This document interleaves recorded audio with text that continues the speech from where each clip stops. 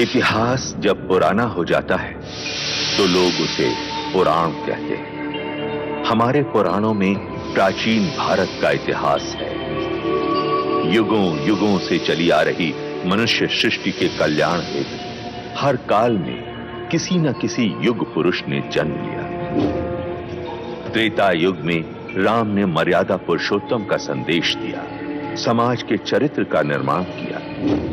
द्वापर युग में कृष्ण ने गीता के द्वारा कर्म का सिद्धांत समझाया और धर्म की संस्थापना की।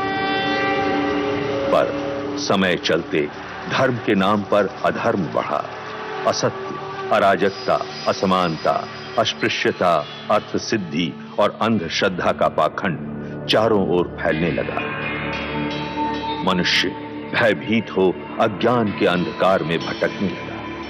इसी अंधकार को दूर करने पुनः एक युग पुरुष जन्म लेने वाला था और इस बार उस युग पुरुष का नाम था बुद्ध।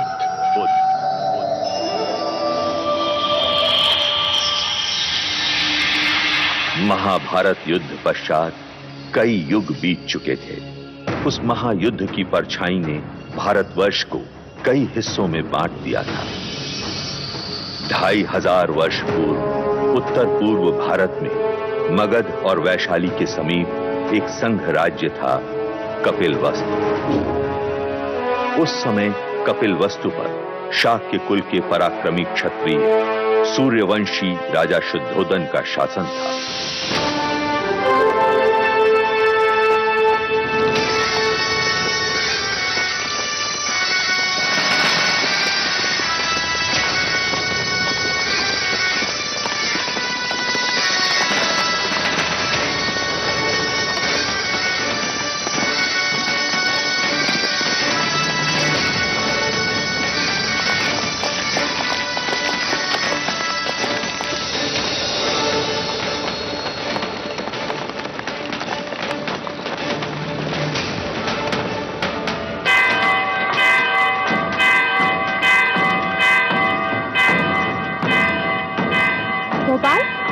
लगता है कोई खुशी का संदेश है। हाँ लौशिका, वरना ये गगन ढोल क्यों बजे?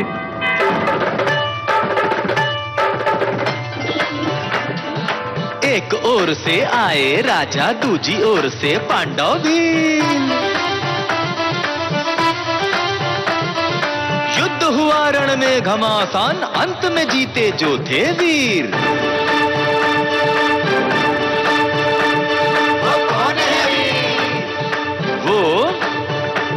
महाराज शुद्धोदन।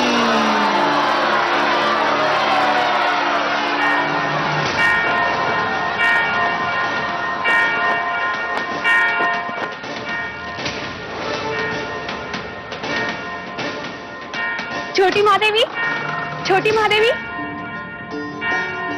हम तुझे ही आवाज देने वाले थे लसिका। यह गगन ढोल खुशी के समाचार है महादेवी। महाराज शुद्धोधन पांडव भीलों की प्रजाति को युद्ध में पराजित कर कपिलवस्तु लौट रहे हैं। ईश्वर ने हमारी मनोकामना पूरी कर दी। क्या यह समाचार महादेवी महामाया तक पहुंचा? नहीं, वो इस समय अपने कक्ष में नहीं है। ठीक है, तू गरीबों में अन्नदान का प्रबंध कर। यह खुशी का समाचार हम स्वयं अपनी बड़ी बहन को देंगे।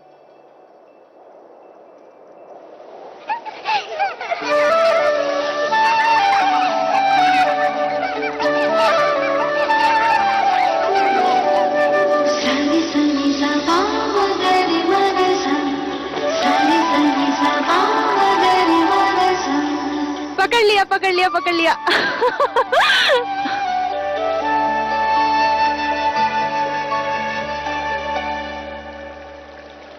दीप्त, बाकी बच्चे कहाँ गए? बच्चे? कौन से बच्चे? यहाँ मैं अकेला हूँ।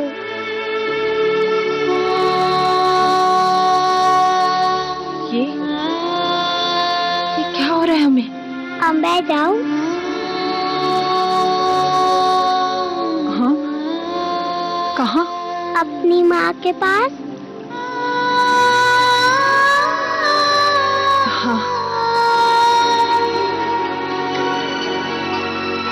पर आपने मुझे एक वचन दिया था ना? हाँ, वो तो मैं भूली क्या। तो फिर बोलो। बिना बोले मैं आपको जाने नहीं दूंगी। बोलो, बोलो ना। पहले अपनी आंखें तो बंद कीजिए।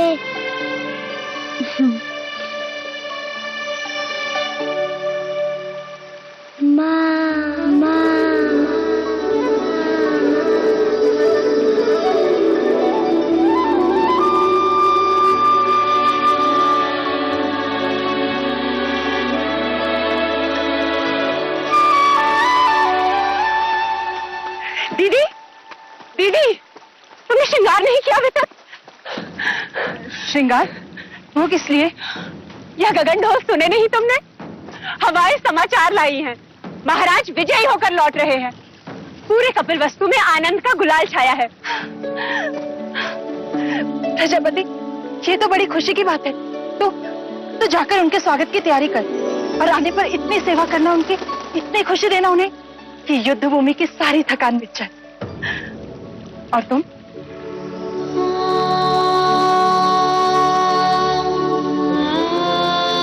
खुशी के मौके पर पांच का चेहरा नहीं देखते प्रजापति। दीदी, मेरा चेहरा देखते ही संतान ना होने का मेरा ये दुख महाराज का दुख बन जाएगा और मैं उनके दुख का कारण नहीं बनना चाहती। दीदी, तुमने महाराज से मेरा विवाह इसलिए कराया था ताकि महाराज को संतान सुख प्राप्त हो और कपिलवस्तु को उसका उत्तराधिकार। किंतु 4 वर्ष हो गए, मैं भी महाराज को संतान का सुख नहीं दे पाई। तो 5 तो मैं भी हुई ना। ना प्रजापति ना, मैं अपनी आशा के मुंह से अशुभ सुनना नहीं चाहती और मैं भी तुम्हें इस हाल में नहीं देखना चाहती। इस वक्त हम दोनों का कर्तव्य है कि हम मिलकर महाराज का स्वागत करें और उनकी खुशी को दोगुना कर दें। क्या चाहती हो तुम? बस इतना कि जब महाराज आए तो तुम उनका स्वागत पूरे 16 श्रृंगार के साथ करो और महाराज बस तुम्हें ही देखते रह जाएं। महाराज की, महाराज की, महाराज की, महाराज की, महाराज की, महाराज की, महाराज की, महाराज की, महाराज की, महाराज की, महाराज की, महाराज की, महाराज की, महाराज की, महाराज की, महाराज की। सारे संगी सा मगरी मगसा, सारे संगी सा मगरी मगसा।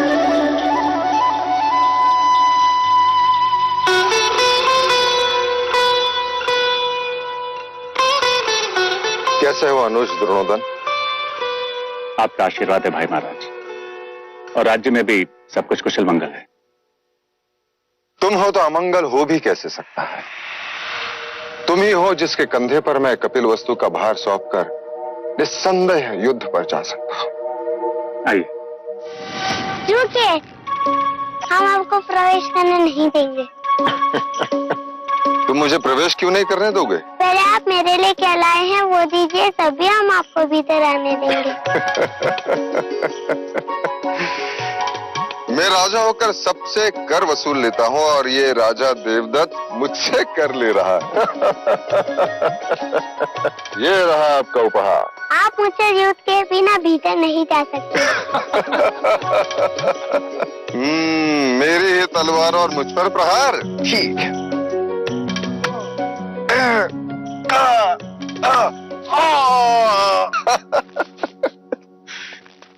देवदत्त अप्रतिम।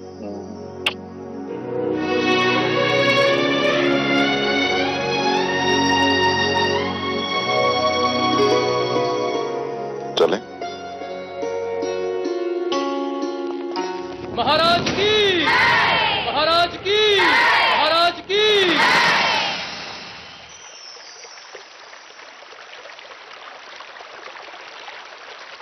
बहुत पीड़ा हो रही है।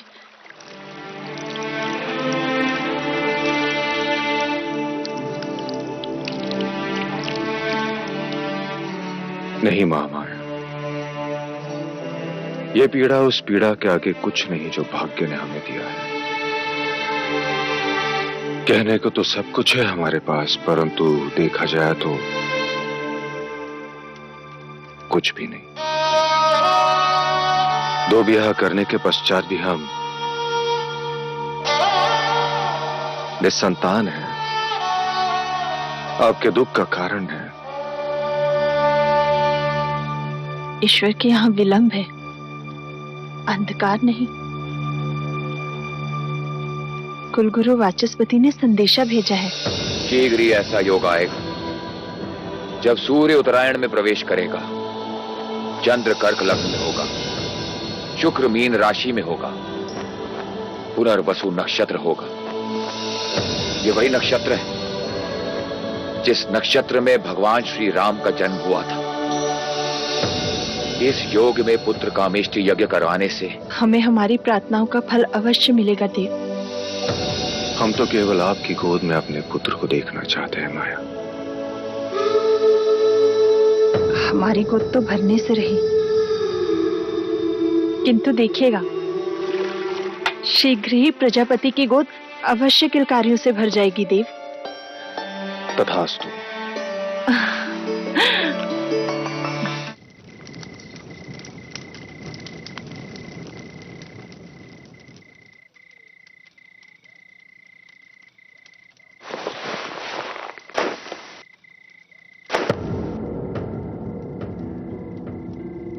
महामाया,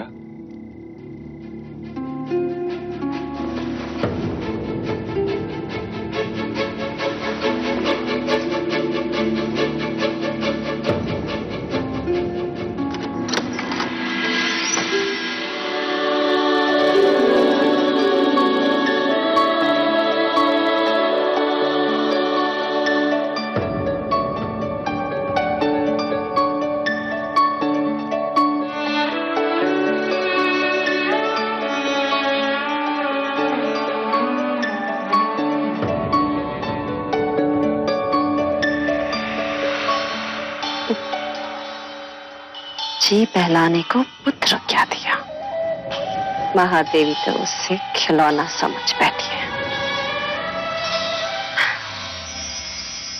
अरे महादेवी, आप इस वक्त यहाँ? वो हमें नींद नहीं आ रही थी तो सोचा एक क्षण देवदत्त को दिखाएं। महादेवी, बिल्कुल ठीक किया। मेरा देवदत्त आपका पुत्र ही तो है।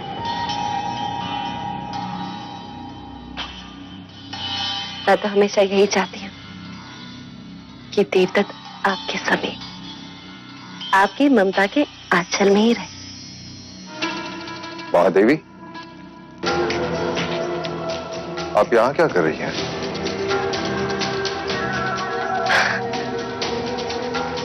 महाराज, मैं समझती हूँ महादेवी की व्यथा। हो जाता है ऐसा कभी कभी।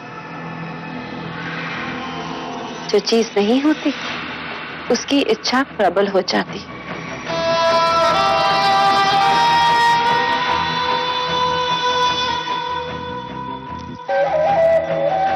वैसे महाराज, देवदत्त आप ही का पुत्र है, ले जाइए इसे।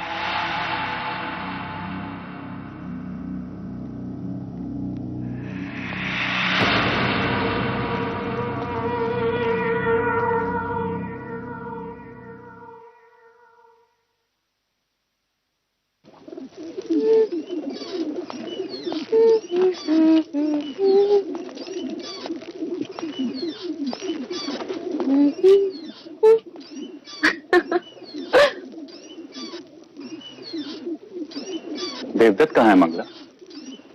महाराज के पास। यही बात अच्छी नहीं लगती। जब भी मैं अपने पुत्र से मिलना चाहता हूं, या तो वो महादेवी के पास होता है या फिर महाराज के पास। उस रात भी जब मैंने उसे भेजा था, आज नहीं तो कल देवदत्त को महाराज की जगह जो ले ले,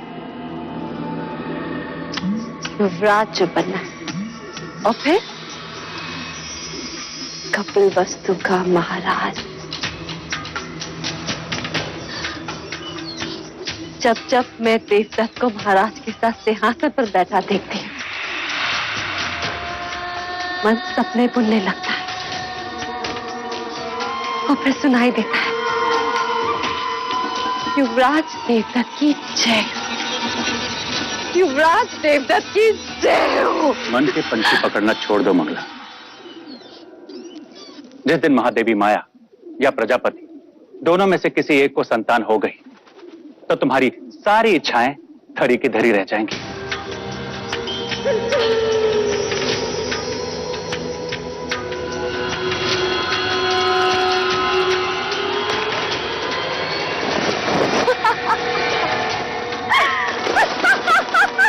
अब क्या हुआ? देखो, सपनों के पंछियों को कैसे पकड़ लिया मैं। ये उनके सपने थे और मेरा चाव। उन्हें संतान प्राप्त होना असंभव है आज। उसी असंभव को संभव बनाने कुल गुरु वाचस्पति आ पुत्र कामेष्टि यज्ञ कराने के लिए। पुत्र कामेष्टि यज्ञ? ऐसे पुत्र कामेष्टि यज्ञ करने से अगर संतान प्राप्त होने लगे तो सारे संसार में आग लग जाएगी। सामुका? जी देवी।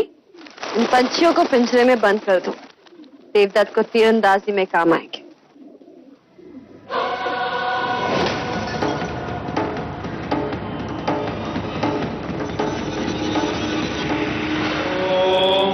आदे गर्भो जोनि में कुमार बाण इवे कुले आवीरो जायता पुत्रस्ते दशमास्य स्वाहा ओम इदं अग्नये नमः ओम इदं विष्णवे नमः। राजन, सभी देवी देवताओं और ग्रहों के बाद हम कुल देवता सूर्य देव का आवाहन करें। सूर्य देवता अपने कुल की रक्षा हेतु अपनी किरणों पर सवार होकर इस कमल को खिलाएंगे। आदिदेव नमस्तुभ्यं प्रसीद मम भास्कर दिवाकर नमस्तुभ्यं प्रभाकर नमोस्तुते।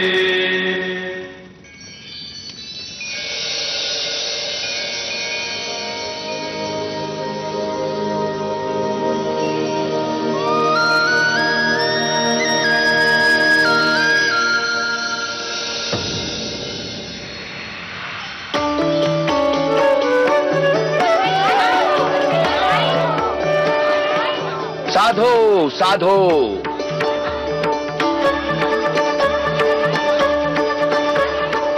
कमल के फूल का खिलना यह संकेत देता है कि आपका भाग्य खुलने वाला है राजन।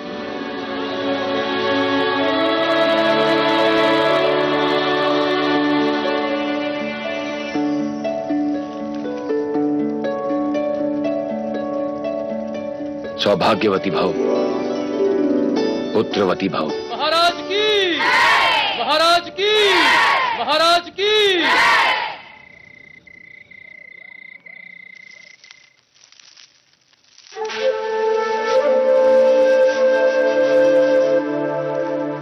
प्रजापति,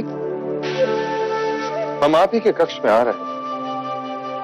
नहीं देव, हम चाहते हैं कि आज की अशुभ रात्रि आप महादेवी माया के साथ ही बिताएं।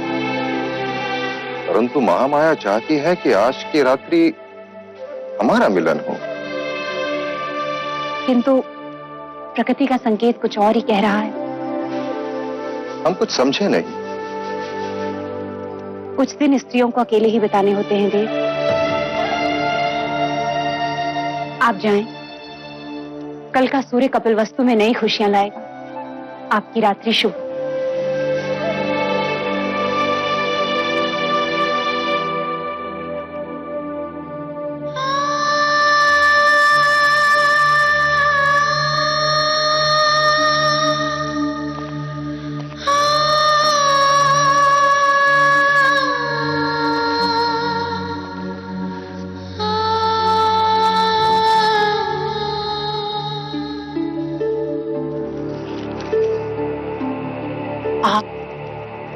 यहाँ? आपको तो प्रजापति के कक्ष में होना चाहिए। छोटा मुंह बड़ी बात। आपने महाराज से झूठ क्यों कहा कि आप रजस्वला हैं?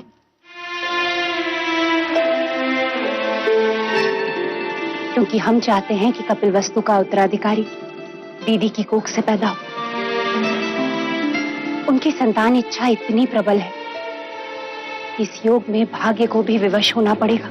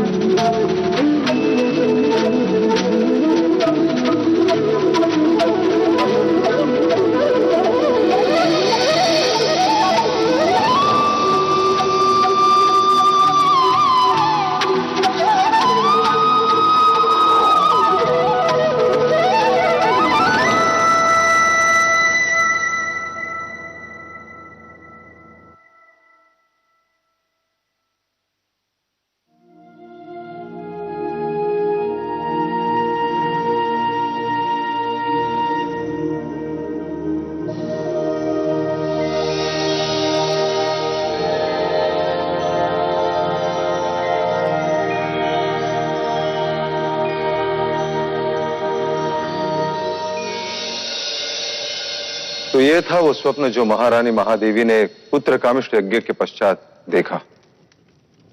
आदरणीय कुलगुरु वाचस्पति एवं समस्त ब्राह्मणगण,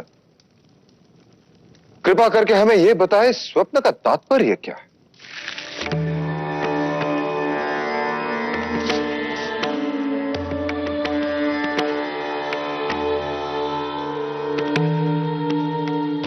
राजन, ये स्वप्न शुभ है। लाल कमल का खिलना सृजन का संकेत, आकाश से सफेद हाथी ऐरावत के अवतरण का अर्थ है। कोई दिव्य आत्मा जन्म लेने वाली। बधाई हो, महादेवी गर्भ से है। बधाई हो महादेवी, बधाई हो महाराज, बहुत बधाई।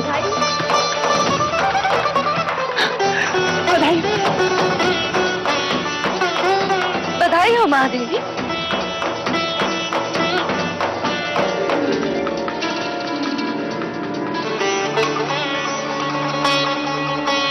बधाई हो महाराज, बधाई हो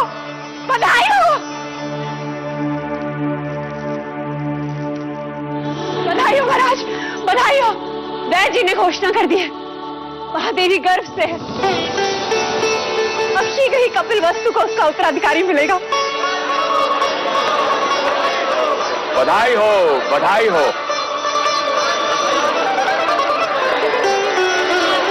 राजन, एक और बात, इस योग में जन्म लेने वाला बहुत बड़ा योद्धा बनेगा। ऐसा ही होगा। हम तो केवल राजा बने, वो राजाओं का राजा होगा, महान योद्धा होगा। चक्रवर्ती सम्राट होगा।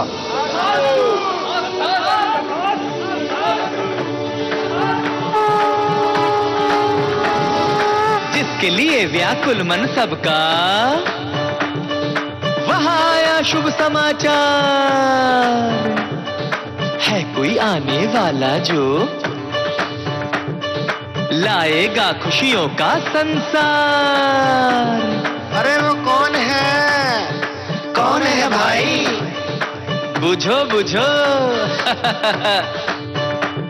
वो कपिल वस्तु का युवराज।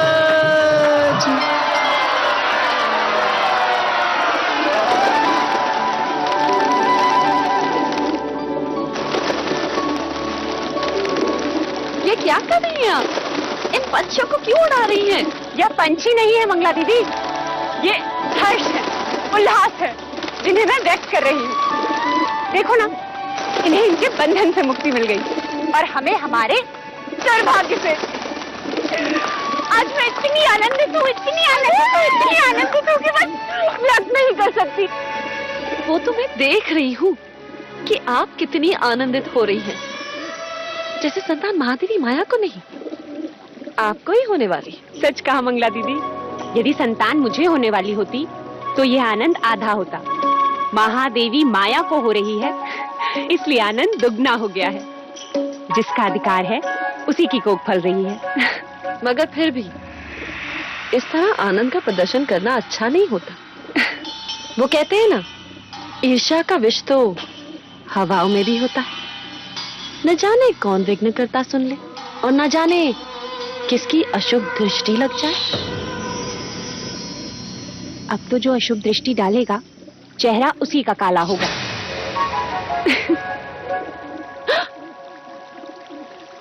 तुम्हारे चेहरे पर मेरा काजल था मंगला दीदी।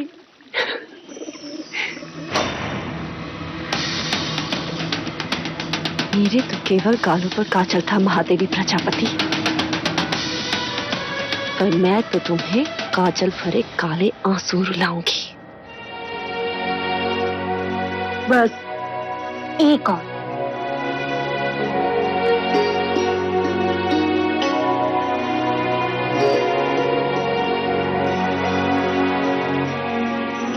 तो मेरी माँ है या बहन, क्या क्या करेगी मेरे लिए? अब रिश्ता है तो करना तो होगा ही। और वैसे भी तुम सबके साथ तो युवराज का केवल एक ही रिश्ता है, पर मेरे साथ तो दो दो हैं। दो? वो कैसे? अब देखो, मैं महाराज की अर्धांगिनी हूँ, यानी युवराज की माँ हुई, और तुम्हारी बहन अर्थात युवराज की मासी भी हुई। तो हुए ना दो दो रिश्ते।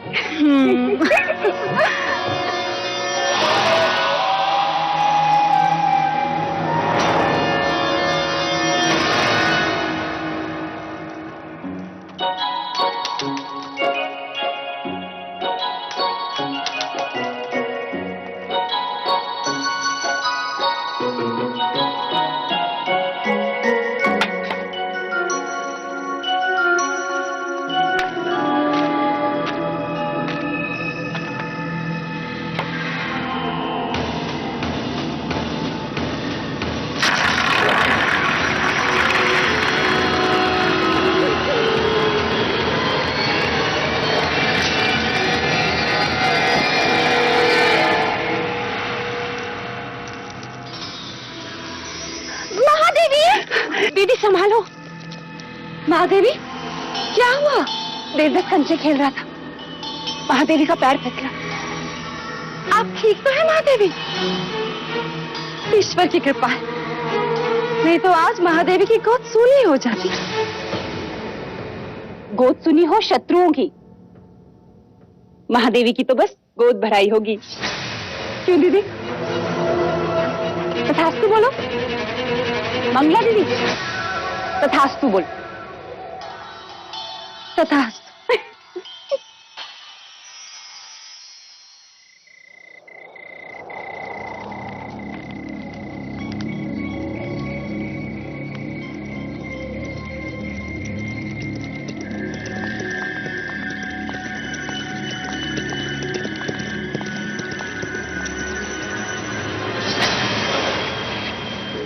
आपने सेवक को बुलाया?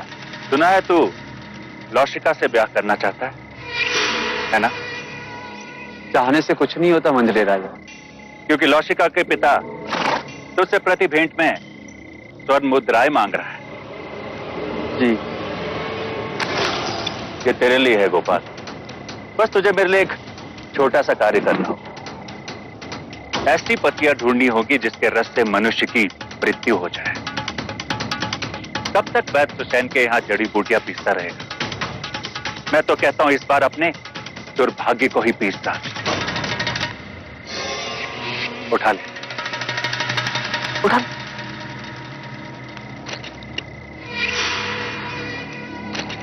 मैंने तेरा कार्य कर दिया गोपाल, अब तू मेरा एक कार्य करेगा। कुछ ही दिनों के पश्चात महादेवी माया की गोद भराई है और इस अवसर को मैं छोड़ना नहीं चाहता।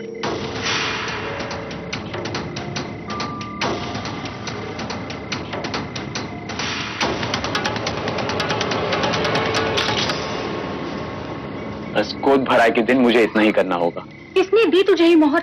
ये मैं नहीं बता सकता लौशिका। तू मेरा मरा मुंह देखेगा गोपाल, यदि ना बताया तो? यदि बता दिया तो तू मेरा मरा मुंह देखेगी। वो जीवित नहीं छोड़ेंगे मुझे। लेकिन क्या लौशिका, कब तक तू दासी बन के रहेगी और कब तक मैं ये पत्तियां पीसता रहूंगा? फिर महाराज को पता चल गया तो? अब वो तुझ पर निर्भर करता है लौशिका कि तू किससे ज्यादा स्नेह करती है, अपने गोपाल से या फिर कपिल वस्तु के आने वाले उत्तराधिकारी से।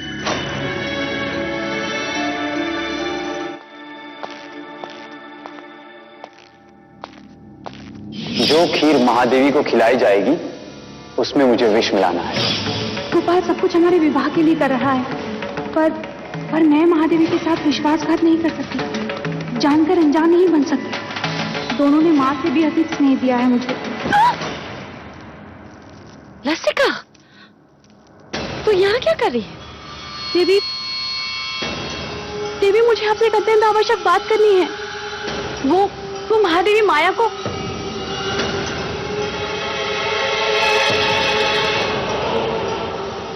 क्या कहना चाहती है? जी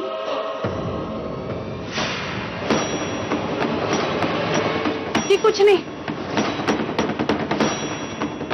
ओम मूकं करोति वाचालं पंगुं लंघयते गिरिं यत्कृपातमहं वन्दे। किसका साथ दे रही है लौशिका? क्या एक अपराधी के साथ जीवन बिता पाएगी?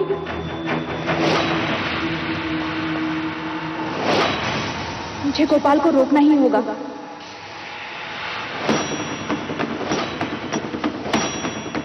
महादेवी, अब तो आपको बच्चा संभालना सीखना ही होगा। ये सब आप इन्हें क्यों बता रही हैं? ये तो केवल युवराज को जन्म देंगी, पालूंगी मैं। हाँ यशोदा मैया, हाँ।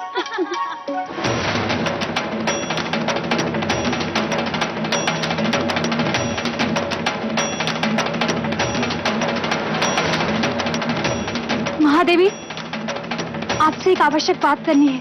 लौशिका, जो बात करनी है बाद में कर। चले जा, भगवान का नैवेद्य ले आ। पता नहीं महादेवी ने सवेरे से अन्न ग्रहण नहीं किया। जा।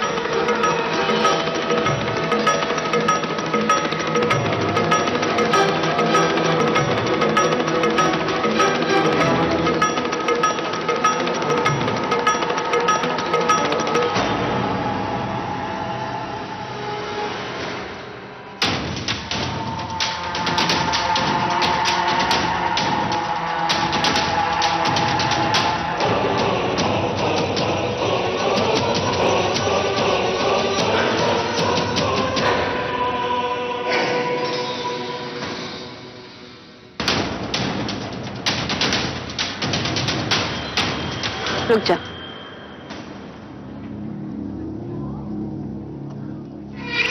महादेवी प्रजापति, लीजिए।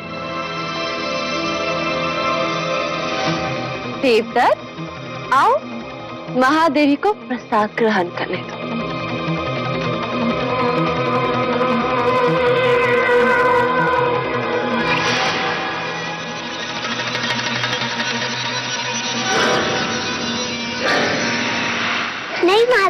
पहले मैं खीर खाऊंगा। अच्छा ठीक है, पहले हम आपको खिलाते हैं। चलो मुंह खोलो।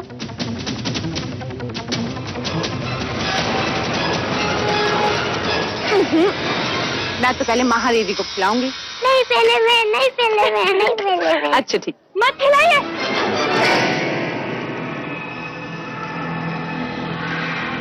रुक जाइए महादेवी।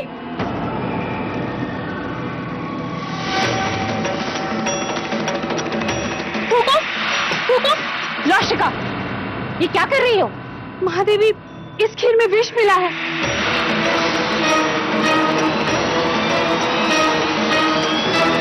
खीर में विष? किसने मिलाया विष?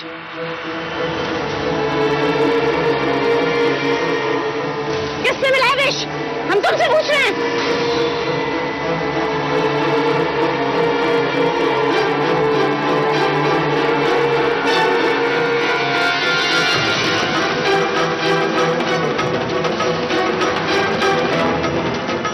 गोपाल,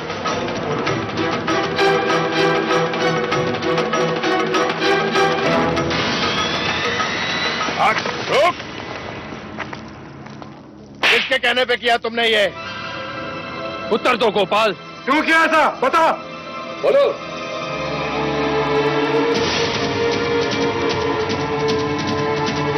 तूने ऐसा क्यों किया?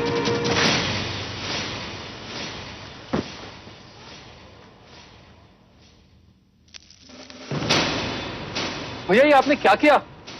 गोपाल का जीवित रहना आवश्यक था, वही हमें असली अपराधी तक पहुंचा सकता था।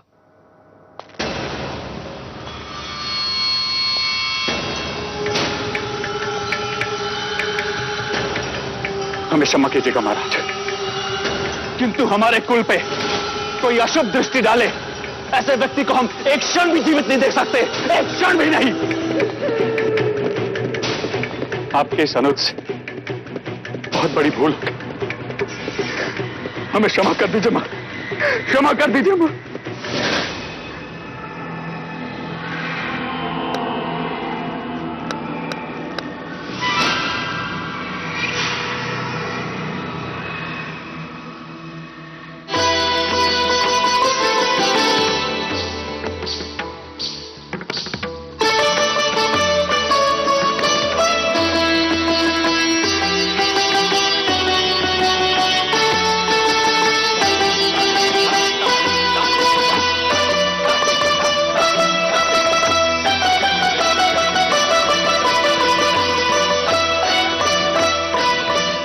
महादेवी,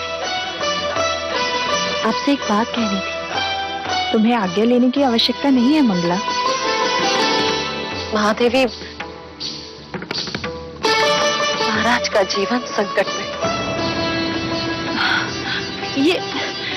ये तुम क्या कह रही हो मंगला?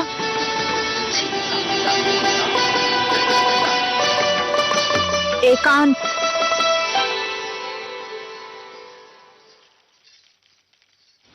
पर यहाँ महाराज को किससे संकट हो सकता है? आप मंगला। महादेवी, सुना है, जो संतान 10वें महीने के बाद पैदा होती, यदि अपने पिता के घर पैदा हो तो पिता के जीवन पर भारी पड़ती है। मैंने इस बात को पहले नहीं माना, परंतु ज्योतिषों ने प्रमाण दिया तो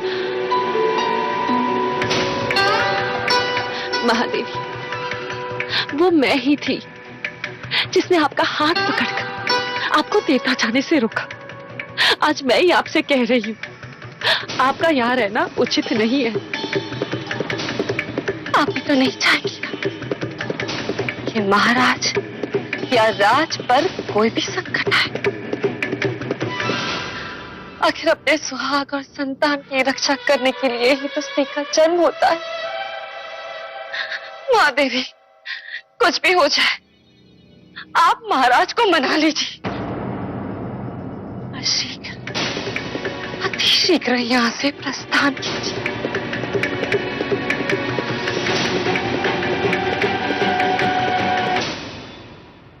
हम कल सवेरे ही देवदाह के लिए प्रस्थान करेंगे।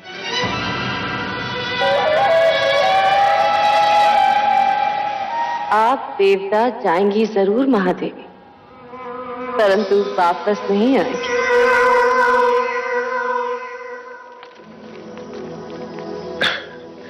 किसी ने सत्य कहा है, स्त्रीहट, बालहट और राजहट के आगे किसी की नहीं चलती। और इस समय मुझ में वो तीनों हट हैं, है ना देव? अभी कहता हूं, रुक जाओ।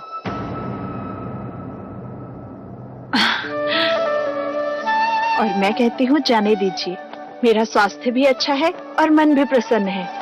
इसी कारण मैं और प्रजापति माता पिता से भी मिल लेंगे। युवराज के जन्म का समाचार मिलते ही आप भी चले आना देवदा।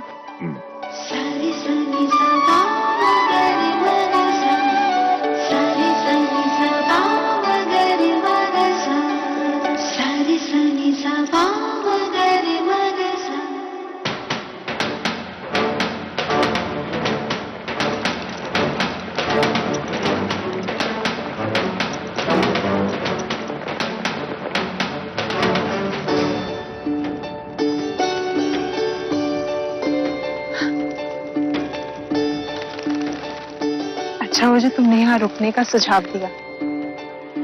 वर्षों बाद देखा इस लुम्बिनी वन को, पर सुंदरता अलौकिक है, जैसे जैसे मानो धरती पर स्वर्ग। सच। दीदी, तुम चलकर उस शाल वृक्ष के नीचे आराम करो, मैं खाने का प्रबंध करती हूँ।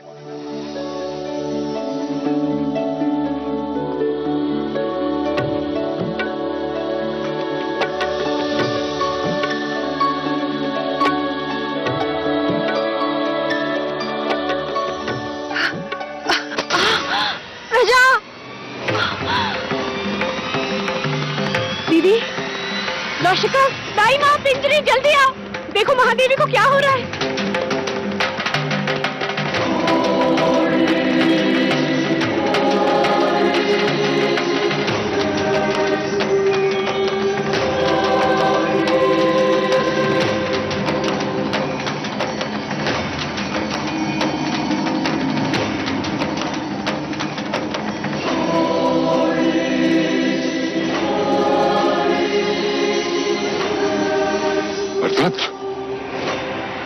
नर्तत, नर्तत।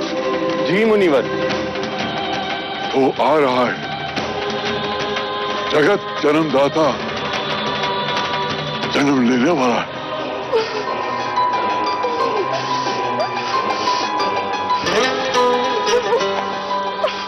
दीदी, दीदी तुम बस धीरज धरे डाल थामे रहना। उसने कहा था कि वो आएगा,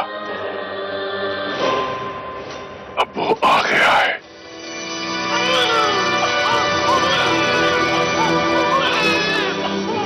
बधाई हो दीदी, बधाई हो, पुत्र हुआ है। ऐ समग्र सृष्टि, बधाई हो तुझे, जो तेरा सृजनहार तुझ पर जन्म ले रहा है। क्या देख रहे हो मुनिवर? भारतवर्ष,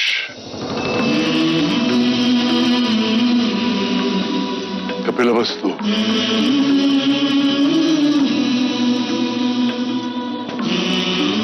लुम्बिनी वन,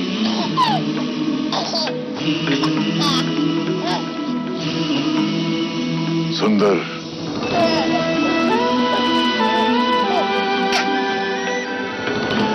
मन को छू लेने वाली दिव्य आत्मा। ना सुंदर बालक हमने पहले कभी नहीं देखा। देखो तो कैसे मुस्कुरा रहा है, महाराज देखेंगे तो कितने प्रसन्न होंगे। बड़ी प्रसन्नता का अवसर है नर्तत, जो मैं उस काल में जीवित हूँ जिस काल में एक महान युग पुरुष ने जन्म लिया है। अब तू ही बता, तेरी इस लीला को मैं किस नाम से पुकारूं? अब तुम ही कहो दीदी। युवराज को क्या कह के पुकारे?